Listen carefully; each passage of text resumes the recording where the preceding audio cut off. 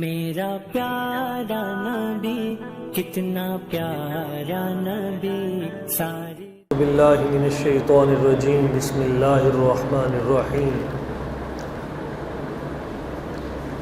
الحمدللہ رب العالمین والصلاة والسلام علی سید الانبیاء والمرسلین اما بعد فقد قال اللہ تبارک و تعالی فی کلامہ المجید وَلَقَدْ نَصَرَكُمُ اللَّهُ بِبَدْرٍ وَأَنْتُمْ أَذِلَّةٌ وقال اللہ تبارک و تعالی فی مقام آخر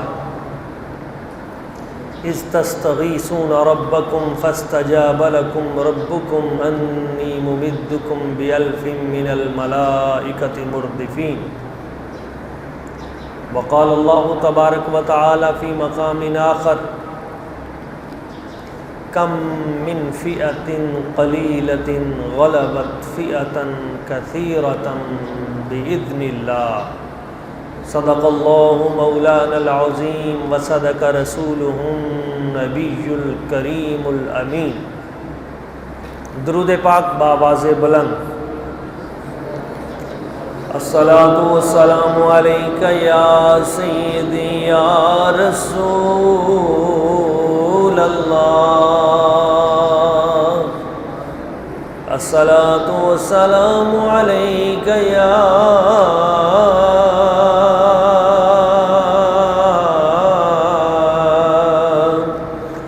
سیدی یا حبیب اللہ۔ کرم آج بالائے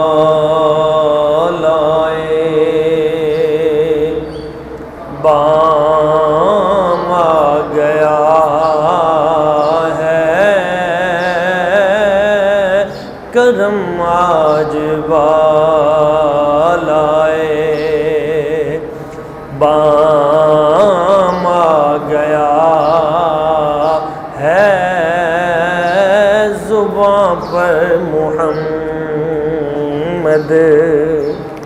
صلی اللہ علیہ وآلہ وسلم کا نام آ گیا ہے،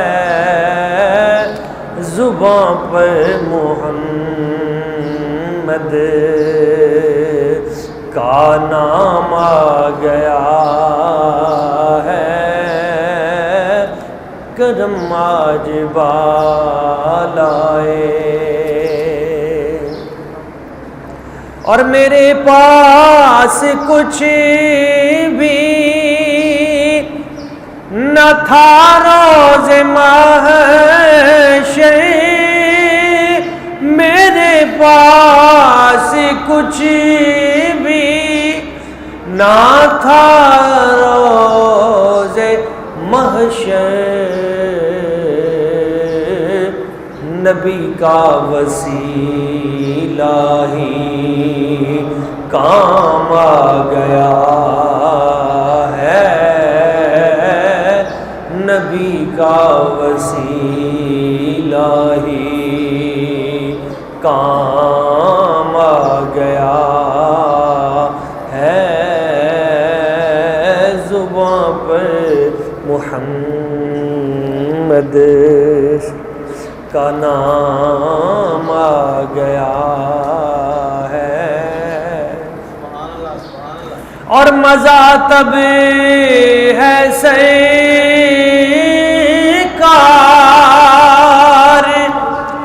محشر میں کہہ دے، مزہ تب ہے سرکار محشر میں کہہ دیں، وہ دیکھو ہمارا غلام آ گیا ہے، وہ دیکھو ہمارا غلام آ گیا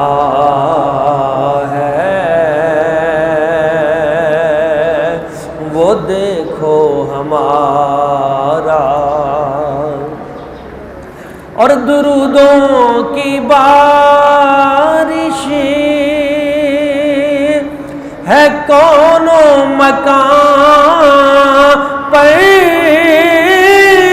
درودوں کی بارش ہے کون و مکان پر کہ آج انبیاء کا امام آ گیا ہے کہ آج انبیاء کا امام آ گیا ہے کرم آج بالا۔ معزز احباب عاشقان رسول، اللہ کریم کی بارگاہ قدس میں دعا ہے وہ ذات لم یزل آج کے اس بابرکت دن کے صدقے سے ہماری تمام خطائیں، ہمارے جرم، ہمارے گناہ معاف فرمائے اور ہمیں اپنے حبیب پاک صاحب الاولاد تاجدار عرب و عجم خاتم النبیین رحمت للعالمین سیدنا محمد مصطفیٰ احمد مجتبیٰ صلی اللہ علیہ وآلہ وسلم آپ کی سچی اور کامل اتباع نصیب فرمائے اور حشر کے میدان میں آپ کی شفاعت کبریٰ سے ہمیں بہرہ مند فرمائے۔ معزز احباب، یہ دن بڑی عظمتوں کا حامل دن ہے۔ یہ دن عروج اسلام کا دن ہے۔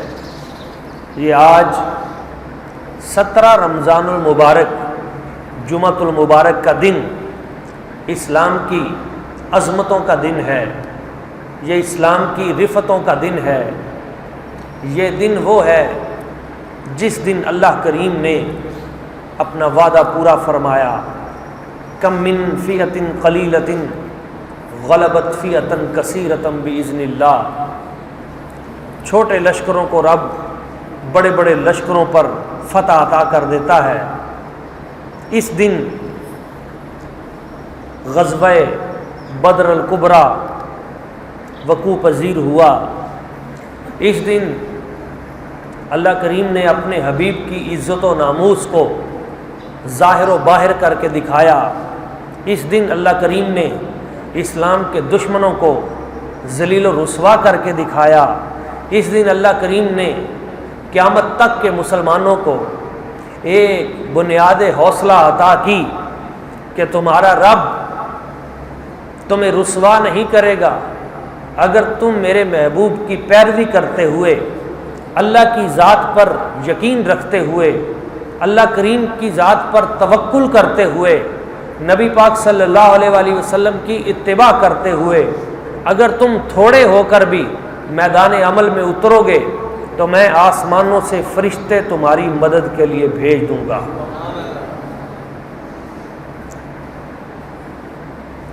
آج کا دن وہ دن تھا جس دن کا صدیوں سے انتظار تھا۔ یہ یوم بدر ہے۔ میرے آقا کریم صلی اللہ علیہ وآلہ وسلم حضور کو اہل مکہ نے تکلیفیں دیں، مشکلات میں رکھا، ظلم کیے، بلکہ ایک دن وہ تھا جب میرے آقا کریم صلی اللہ علیہ وآلہ وسلم صحن حرم میں موجود تھے اور جب آپ حالت سجدہ میں گئے تو ابو جہل نے مکے کے کچھ کافروں کو ساتھ لے کر میرے آقا کریم جن پہ کائنات کی نفاستیں قربان، جن پہ کائنات کی صفائیاں قربان، اس پیکرے رحمت و برکت کے وجود کے اوپر مکے کے کفار نے اوجڑی لا کے رکھ دی، ظلم کی انتہا کر دی، اور نبی پاک صلی اللہ علیہ وآلہ وسلم حضور حالت سجدہ میں ہیں۔ جب یہ نجاست آپ کے وجود پہ رکھی گئی، حضور کریم آقا صلی اللہ علیہ وآلہ وسلم نے بارگاہ رب العزت کی طرف دیکھا، خاموش ہیں، راوی کہتے ہیں حضور کریم آقا صلی اللہ علیہ وآلہ وسلم آپ کی طبیعت مبارکہ کو نجاست سے نہایت ناگواری تھی. حضور تو خود اتنے منزہ منقع اور آپ کا وجود اتنا صاف کہ جس رستے سے گزرتے ہیں وہ رستہ خوشبوؤں سے بھر جاتا ہے. جب مکہ کے کفار نے یہ بے ادبی کی، قلب نازک پہ ناگوار گزرا. محققین فرماتے ہیں اس دن کے جرم کا بدلہ اللہ کریم نے بدر میں لیا. اس دن کی بے ادبی کا بدلہ اللہ کریم نے بدر والے دن لیا. ایک ایک کے نام جس نے اس دن حضور کی بے ادبی کی تھی، بدر کے میدان میں ان سب کو ٹکڑے ٹکڑے کر کر میرے رب نے بتا دیا تمہارا رب سب کچھ برداشت کر لیتا ہے، اپنے حبیب کی بے ادبی برداشت نہیں کرتا. ان میں سے ایک بھی نہیں بچا. راوی کہتے ہیں میں نے وہ سارے بندے دیکھے جو اس دن تکلیف دینے والے تھے، اور بدر کے میدان میں کنویں میں ان کی لاشوں کے ٹکڑے میں نے سب کے دیکھے، ایک بھی بندہ نہیں بچ سکا. اور یہ قیامت تک کے لیے ایک اصول ہے. میرے نبی کریم آقا تاجدار عرب و عجم صلی اللہ علیہ وآلہ وسلم حضور کی جس نے اس وقت سے لے کر بدر سے قیامت کے دن تک کائنات کی جتنی مرضی وہ سیکورٹی اپنا لے، جتنے مرضی تہ خانوں میں چلا جائے، دنیا کے جس کنارے میں پہنچ جائے، اللہ تعالیٰ فرماتا ہے انا کفیناک المستہزئین، حبیب جو تمہاری گستاخی کرے گا اس سے ہم خود نمٹ لیں گے. وہ بچ نہیں سکے گا، کبھی نہیں بچے گا. وہ غزوہ بدر ہے. میرے آقا کریم صلی اللہ علیہ وآلہ وسلم حضور نے بدری صحابہ کی یہ شان بیان کی ہے. رب فرماتا ہے اعملوا ما شئتم، تم جو مرضی کرو، آج کے بعد تم پکے جنتی. غزوہ بدر کے بعد غزوہ احد بھی ہوا، غزوہ حنین بھی ہوا، غزوہ خیبر بھی ہوا. 56 سرایا اور 27 غزوات ہوئے. مگر یہ بات متفقن علیہ ہے کہ غزوہ بدر میں جو شامل ہو گیا، بعد والے غزوہ بدر والے کی شان کو نہیں پہنچ سکے. ان کی فضیلت زیادہ، ان کا مقام زیادہ، بدری صحابہ کی عظمت زیادہ. حضرت سعد بن ابی وقاص رضی اللہ تعالیٰ عنہ، آپ کا جب آخری وقت آیا، آخری وقت، آپ نے اپنے بیٹوں سے کہا بیٹا میرا آخری وقت آ گیا ہے. آپ فاتح ایران ہیں،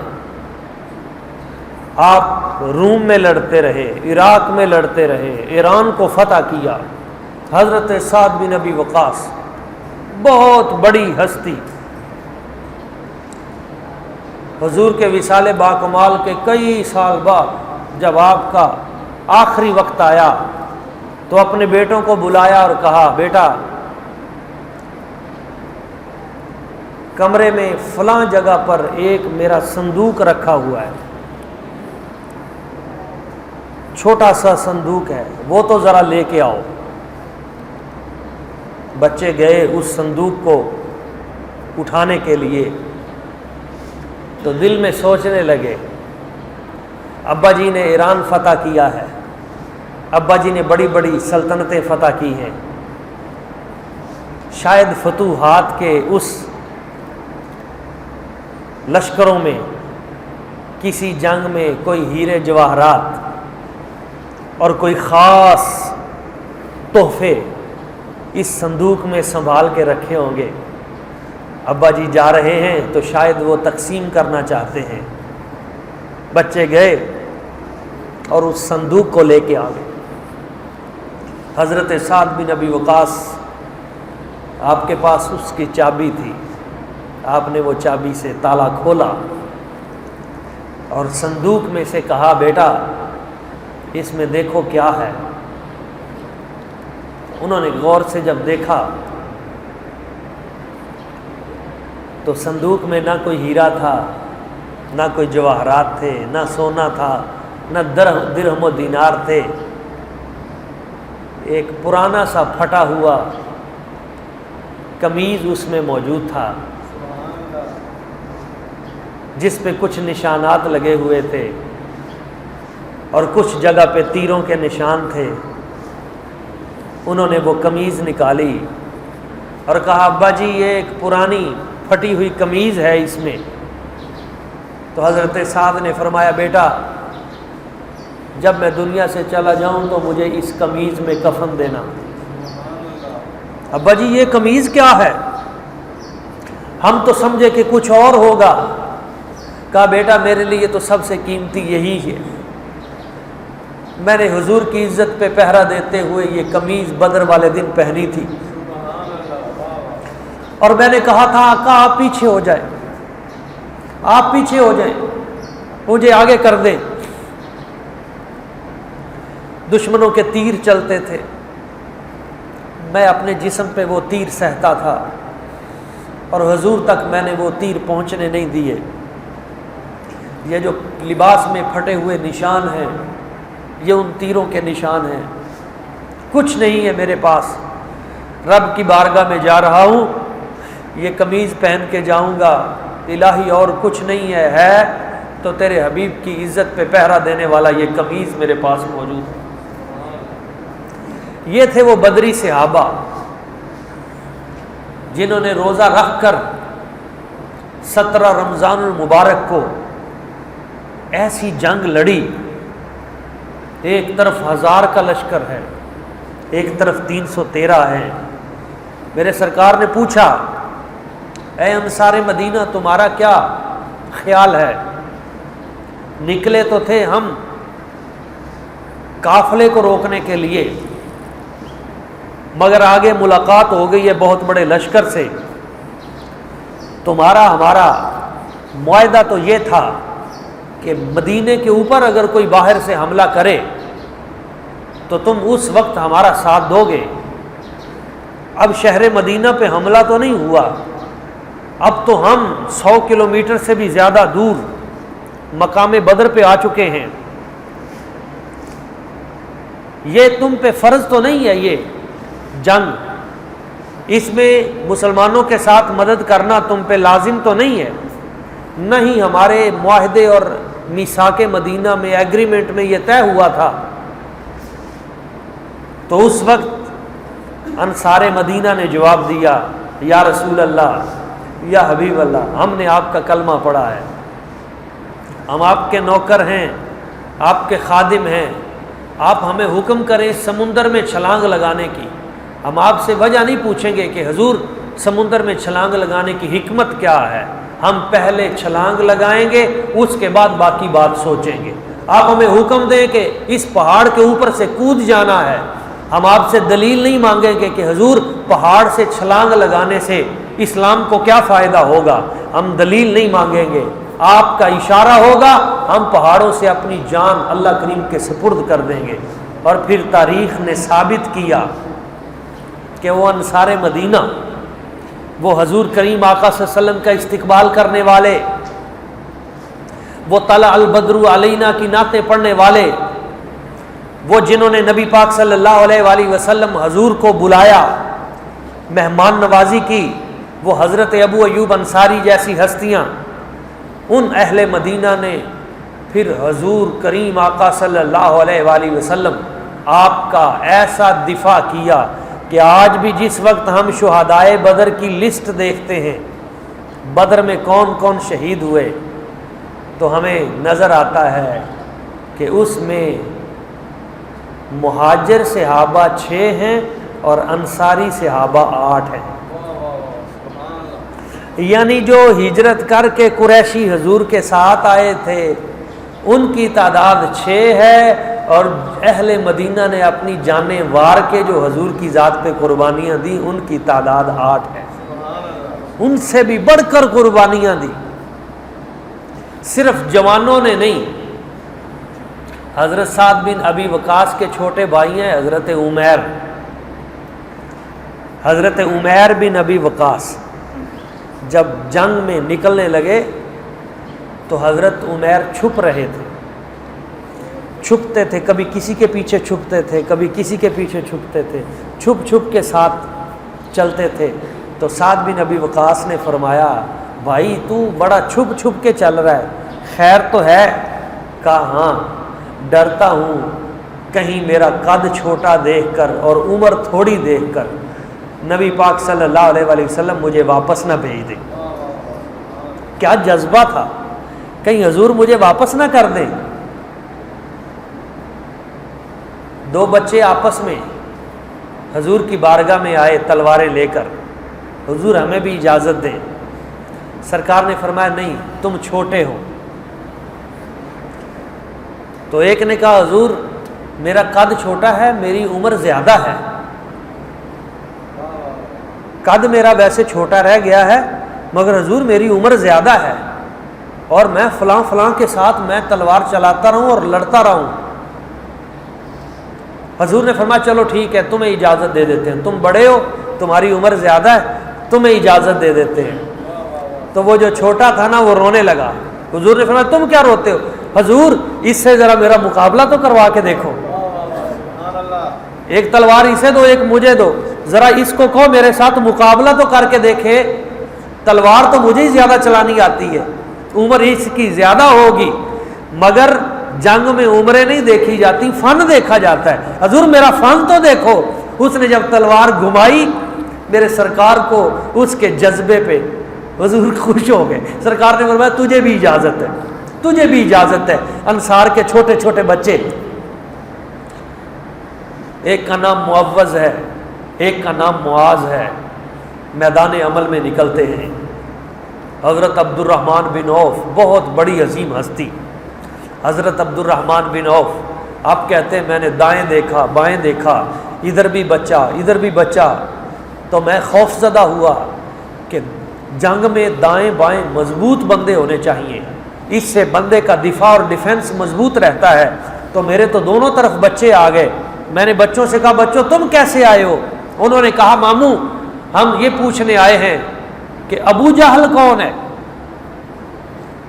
ابو جہل ان کافروں میں کون ہے؟ بچے تو مدینے کے تھے، نہ کبھی مکے گئے تھے، نہ کبھی ابو جہل کو دیکھا تھا۔ تو ماموں نے کہا بیٹا تم نے کرنا کیا ہے، تم نے ابو جہل کو کیا کہنا ہے؟ کہا ماموں جان امی نے آج ہمیں حکم دے کے بھیجا ہے، ابو جہل ہمارے آقا کو تکلیف دیتا ہے، ہمارے حضور کو ستاتا ہے، ہم اپنا دودھ تمہیں معاف نہیں کریں گے اگر اس کو طے کر کے نہ آئے، ہمیں بتاؤ۔ کہا بیٹا وہ تو سردار ہے، سپہ سالار ہے، بہت اونچی سیٹ پہ بیٹھا ہے، اور وہ دیکھو وہ لشکر کے سب کے پیچھے آخر میں گھوڑے کے اوپر وہ بیٹھا ہوا ہے، وہ شخص ہے۔ بس انہوں نے کہا ماموں ہمیں صرف اتنا پتا چاہیے تھا کہ وہ ہے کون۔ چھوٹے چھوٹے ننھے بچے اور چھوٹی چھوٹی تلواریں، نہ ان کے پاس گھوڑے تھے، نہ ان کے پاس تیر تھے، نہ نیزہ تھا، کچھ بھی نہیں تھا، جذبہ عشق رسول تھا۔ چھلانگ لگاتے ہوئے گھوڑوں کے نیچے سے گزرتے ہوئے کسی گھوڑے کے دائیں کسی سے بائیں سیدھے پہنچ گئے۔ ابو جہل وہ غرور اور تکبر کے ساتھ دیکھ رہا ہے، اسے پتہ نہیں چلا موت پہنچ گئی ہے۔ انہوں نے اپنی ننھی ننھی تلواروں سے اس بدبخت کے گھوڑے کی ٹانگیں کاٹنا شروع کر دی۔ تب پتہ چلا جب گھوڑا زمین پہ گرا اور انہوں نے ننھی ننھی تلواروں سے اس کو مارنا شروع کر دیا، مارتے مارتے مارتے اتنا مارا کہ وہ آخری سانسوں پہ پہنچ گیا۔ حضرت عبداللہ بن مسعود جب اس کے قریب پہنچے نا حضور نے فرمایا یہ میری امت کا فرعون ہے، اتنا بڑا شیطان تھا ابو جہل۔ آخری سانسوں پہ پہنچا تو حضرت عبداللہ بن مسعود نے اسے دیکھا، اسے دیکھ کر کہنے لگے کہ اے کلاب نار، اے جہنم کے کتے، تیری سانس ابھی بھی چل رہی ہے؟ تو اپنی تلوار نکالی تو وہ آگے سے کہنے لگا، تکبر دیکھیں اس کا، اس خبیث کا غرور دیکھیں، کہنے لگا اچھا تو میری گردن کاٹنے لگا ہے؟ کہا ہاں گردن کاٹنے لگا ہوں۔ اچھا گردن ذرا نیچے سے کاٹنا، گردن ذرا نیچے سے کاٹنا۔ کیوں بھائی، کیوں نیچے سے کاٹو؟ اس نے کہا جب سر پڑے ہوں گے نا کٹے ہوئے تو نیچے سے کاٹو گے تو میرا سر ذرا اونچا رہے گا۔ مرنے کے بعد بھی وہ بدبخت اس چکر میں تھا کہ میرا سر اونچا رہے۔ حضرت عبداللہ بن مسعود نے اس کے ٹکڑے کیے۔ وہ دونوں بچے اپنی تلواریں لے کر نبی پاک صلی اللہ علیہ وسلم کی بارگاہ میں حاضر ہوئے۔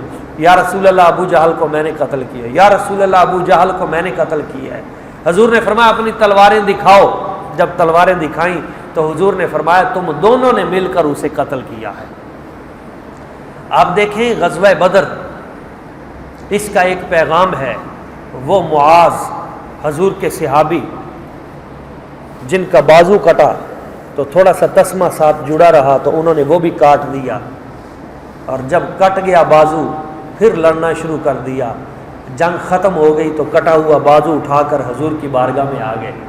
یا رسول اللہ، یا حبیب اللہ، آپ کے نام میں رب نے اتنی تسکین رکھی ہے، آپ کے لعاب دہن میں کتنی برکتیں رکھی ہیں، کرم نوازی فرمائیے۔ میرا بازو کٹ گیا ہے، حضور نے لعاب دہن مبارک لگایا، اپنا ہاتھ پھیرا، جس بازو میں وہ حضور کی عزت کے لیے کٹا تھا، حضور نے جو لعاب لگا کے جوڑا، اس بازو میں دوسرے بازو سے بھی زیادہ قوت اللہ تعالیٰ نے پیدا فرما دی۔ اس لیے ہم کہتے ہیں رب نام نبی وچ رکھیاں سب تسکینہ نے، رب نام نبی وچ رکھیاں سب تسکینہ نے، اے نکتہ نہ سمجھیا نکتہ چینا نے، آپ دے قدمی لگے، آپ دے قدمی لگے جو میرے آقا کریم صلی اللہ علیہ وسلم کے قدموں سے جس کی نسبت ہو گئی نا، یقین کیجئے پتھر کی نسبت ہوئی تو اللہ تعالیٰ نے اس پتھر کو گوہر آبدار بنا دیا۔ کون جانتا تھا حضرت معوذ کو، کون جانتا تھا حضرت معاذ کو، ان کے نام کون جانتا تھا؟ آج پوری پوری کتابیں ہیں، یقین مانیے پوری پوری کتابیں ہیں غزوہ بدر کے۔ یہ جو 14 شہداء ہیں، ان شہداء کے نام لینے سے ملتا کیا ہے؟ اس بات پہ پوری پوری کتابیں ہیں۔ اگر کسی کی کوئی مشکل حل نہ ہوتی ہو تو یہ نسخہ آزما کے دیکھ لیں۔ غزوہ بدر میں جو صحابہ شہید ہوئے ان کے نام ترتیب سے پڑھ دیں، پڑھنے کے بعد جو دعا کریں گے اللہ تعالیٰ اس دعا کو قبول فرما لیتا ہے۔ ان کے ناموں میں رب نے اتنی برکت رکھ دی، جنہوں نے حضور کی ذات ببرکات پہ اپنی جانیں نچھاور کی۔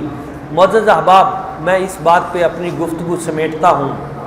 بدر کا معرکہ ہر دور میں جاری رہا، کفر اور اسلام کی جنگ آج بھی جاری ہے، اور ہر دور میں یہ رہا کہ کفر طاقتور رہا، اسلام بظاہر کمزور رہا۔ کفر کے پاس طاقتیں، قوتیں، ٹیکنالوجی، سائنس، اسلحہ، طیارے، میزائل، ہر چیز شروع سے لے کے آج تک زیادہ رہی، اور اسلام کے پاس مادی قوت اگرچہ ہر دور میں کم رہی مگر روحانی قوت ہر دور میں زیادہ رہی۔ جیتنے کا سبب روحانیت کی قوت ہے، اپنی روحانیت کو مضبوط بنانے کی ضرورت ہے۔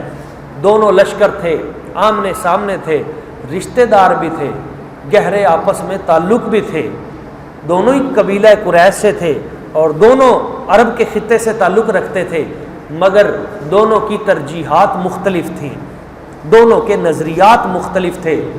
ایک جب رات کو سوتا ہے ابو جہل تو وہ سونے سے پہلے کہتا ہے ذرا شراب لائی جائے، ذرا شباب لایا جائے، عیاشی و فحاشی کی جائے، آج کی رات ہم خوب کھائیں پیئیں گے اور عیاشی کریں گے۔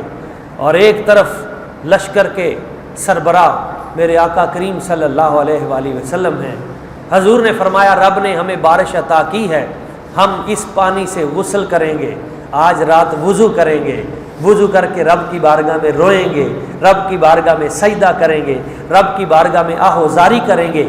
ساری رات اس طرف حضور روتے رہے، آپ کے اصحاب دعائیں کرتے رہے، اس طرف فحاشی و عیاشی چلتی رہی۔ میں کہتا ہوں بدر کا معرکہ اصل میں دن کا نہیں تھا، بدر کا اصل معرکہ رات لڑا گیا تھا۔ رات کو جو فیصلے ہوئے اگلے دن اس کا ظہور ہوا۔ جنہوں نے عیاشی و فحاشی میں رات بسر کی اگلے دن ذلیل و رسوا ہو گئے، اور جنہوں نے عاجزی و انکساری اور رب کی بارگاہ میں آہ و بکا سے رات گزاری وہ اگلے دن کامیاب و کامران ہو گئے۔ دوستو یہ زندگی، یہ دنیا، یہ بھی اسی طرح ایک رات کی طرح ہے۔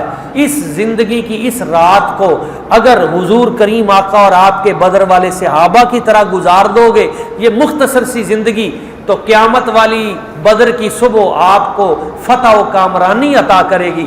اور اگر یہ دنیا کی تھوڑی سی یہ رات، سیاہ رات، یہ چند دن چند راتیں، یہ اگر ابو جہل کی طرح عیاشی و فحاشی اور تکبر و غرور میں گزار دو گے تو پھر قیامت والے دن بدر کے تم اس جہنم کے گڑھے میں پھینکے جاؤ گے جہاں ذلت و رسوائی تمہارا مقدر بنے گی۔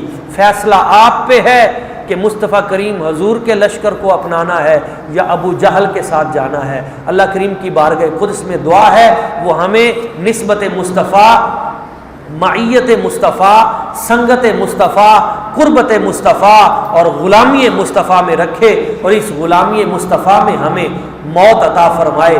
اللہ کریم کی بارگاہ قدس میں دعا ہے کہ وہ ہمیں ہر طرح کی وبا اور بلا سے محفوظ فرمائے۔